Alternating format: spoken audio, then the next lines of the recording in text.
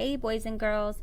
So today we are talking about a good character in a narrative story. I don't know if you noticed this, but the best stories have a really developed character. And when I say developed, it means that we know a lot about them. So for example, and I don't mean like know their whole story. I mean like know enough details that we could decide on whether or not we would be friends with this character. So today we're going to work a little backwards, but I do want you guys to reference this page in your digital notebook when you go to write your final narrative story. So today we're actually going to use a mentor text and we're going to listen to it and we're going to see if we can come up with the answers to these questions. However, in a couple days, when you're asked to write a narrative story, you can use this sheet as something to develop a character. So you think you have an idea maybe about a person that you, or a character that you want to write about in a story. Using this sheet, you can kind of come up with some ideas that you can include in your story and make sure that you get enough detail to where your reader is going to fully understand who that character is. Okay, so for right now, we are going to work backwards. I do have another mentor text for you, and today that mentor text is not your typical dragon story. I am going to back this up a little bit, and we are going to listen to it. We're going to see if we can come up with the answers to those questions on that page. Illustrated by Tim Bowers. Not your typical dragon.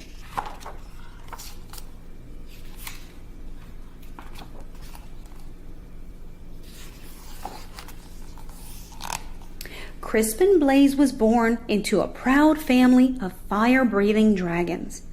Every blaze breathes fire, explained his father. I breathe fire. Your mother breathes fire. Tomorrow, when you turn 7, you'll breathe fire too. The little dragon imagined all the forests he would burn down. He dreamed of all the castles he would destroy. He also considered boiling water to make tea, but he didn't tell his father that. The next day, Crispin sat among family and friends as a big cake was brought to the table. Who will light the birthday candles? His mother asked. I will, declared Crispin. He could feel a tingling inside his tummy, but when he opened his mouth, fire did not come out. Whipped cream came out. Crispin, shouted his father, dragons breathe fire.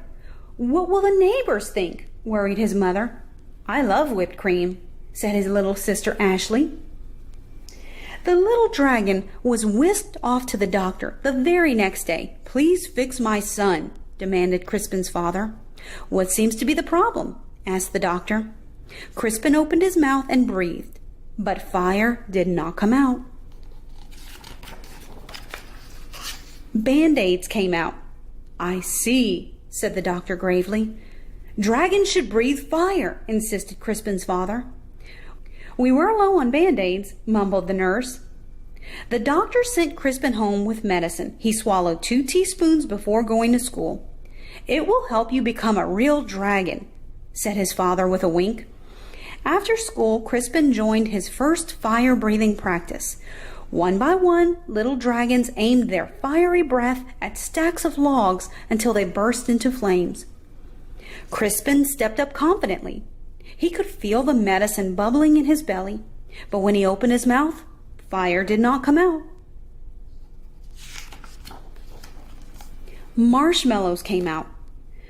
Dragons breathe fire, yelled the coach. Isn't that right, class?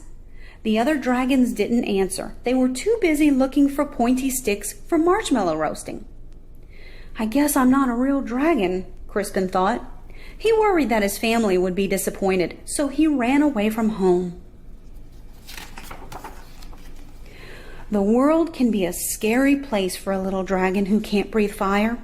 Crispin found a dark cave. I'll be a fireless dragon all by myself. I won't bother anyone, and no one will bother me. An hour later, he had a visitor. "I am Sir George," squeaked the thin, shiny knight. "Show yourself, dragon." Crispin shuffled out of the cave.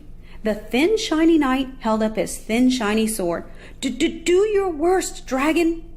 Crispin opened his mouth, but fire did not come out. Soap bubbles came out. "Don't you breathe fire, dragon?" Crispin shook his head. "I can't." Sir George moaned, "But my father insists that I fight a fire-breathing dragon. It even says here in my book that your typical dragon breathes fire." "I'm not your typical dragon," Crispin explained. Sir George sighed. "I can't go home." "Me neither," Crispin nodded. But then he had an idea. "Maybe your book could tell us what to do." "Of course." Sir George searched through the pages. "It says it's probably just your diet." Sir George fed Crispin spicy curry, scorching chili, and blistering salsa. Crispin opened his mouth, but fire did not come out. Red party streamers came out. "At least they're the right color," said Sir George kindly. Sir George searched through the book again. "Aha! It says it's probably your attitude." Sir George showed Crispin how to look mean and angry enough to breathe fire. Crispin opened his mouth, but fire did not come out. Soft, cuddly teddy bears came out. Said Sir George. "We may have taken a step backward." "It's no use," Crispin sighed. "I'm just not your typical dragon." But Sir George was not ready to give up. "Aha! The book says you're too stressed." Sir George made Crispin close his eyes while he described a quiet, relaxing day at the ocean. "Do you feel calm? Now imagine 100 shiny knights attacking you." Crispin opened his mouth, but fire did not come out. Beach balls came out. "Well, that's just plain weird." Secretly, Sir George was glad that Crispin couldn't breathe fire. He liked the little dragon and didn't want to fight him. Crispin liked the shiny knight too, but he missed his parents. "Sir George, it's getting dark. I want to go home." The shiny knight patted him on the back. "Don't worry, little dragon. I will take you." Crispin's parents were relieved when he arrived home safely. Sir George was about to say goodbye when they heard a shout. "There you are, boy! Why on earth were you playing with a fire-breathing dragon?" "He's my friend, Father," whispered Sir George. "And besides, he doesn't breathe fire." "A dragon that doesn't breathe fire? That's the silliest thing I've ever heard." The shiny man laughed. Crispin's father stormed out of the house. "My son is not silly. He may not breathe fire, but I certainly do."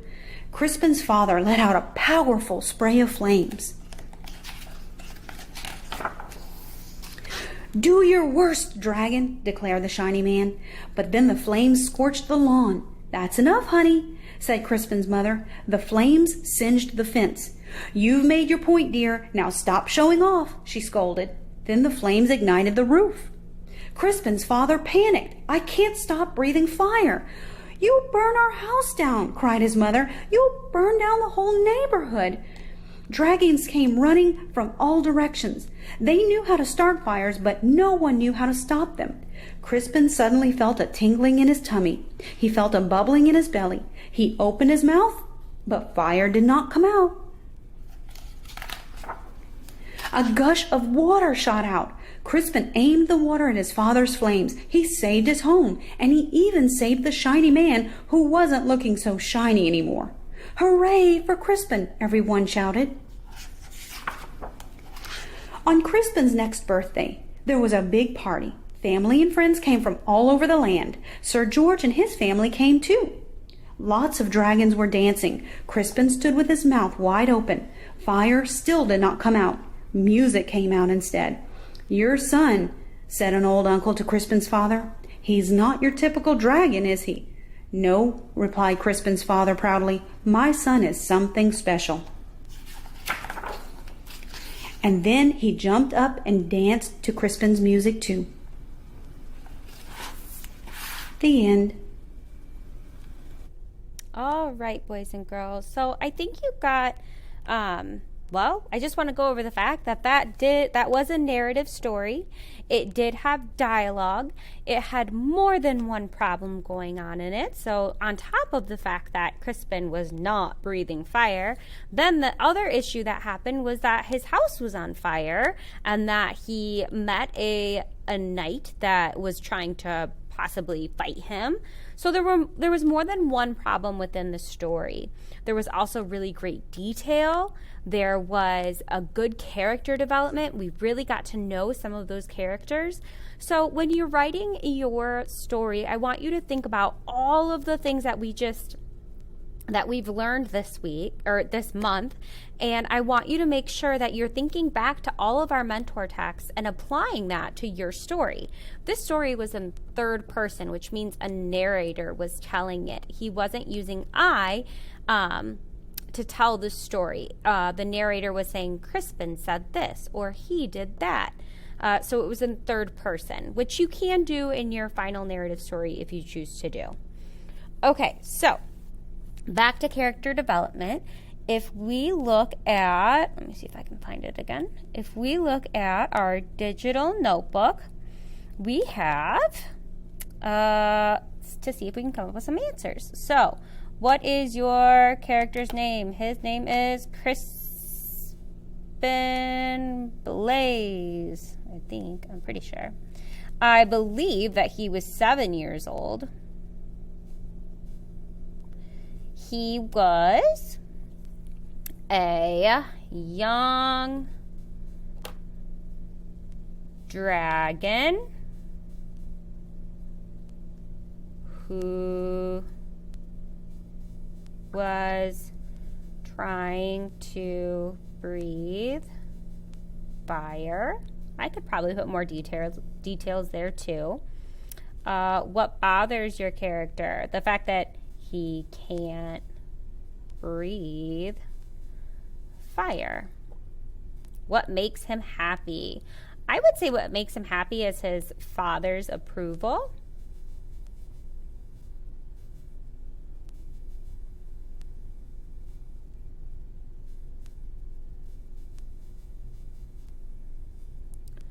Who are your character's friends? I would say Sir George is his friend.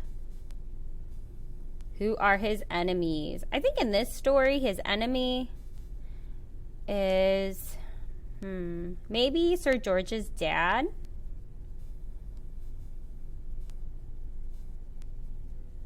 Sir George's dad. What does your character do in his free time? He tries to breathe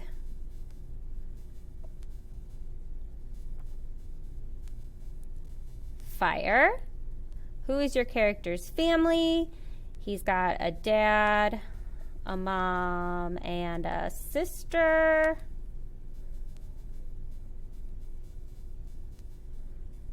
And I'm not going to draw him, but I could. All right, so my point is, and you guys don't have to put this in your digital notebook. Do not put this in your digital notebook. Is that this author did a really good job developing the character. And I know that because I can answer all of these questions about the character. So, when you go to write your narrative story, I want you to kind of scroll past this sheet and make sure that when you're done, you can answer all these questions about your character too. All right, boys and girls, have a good day.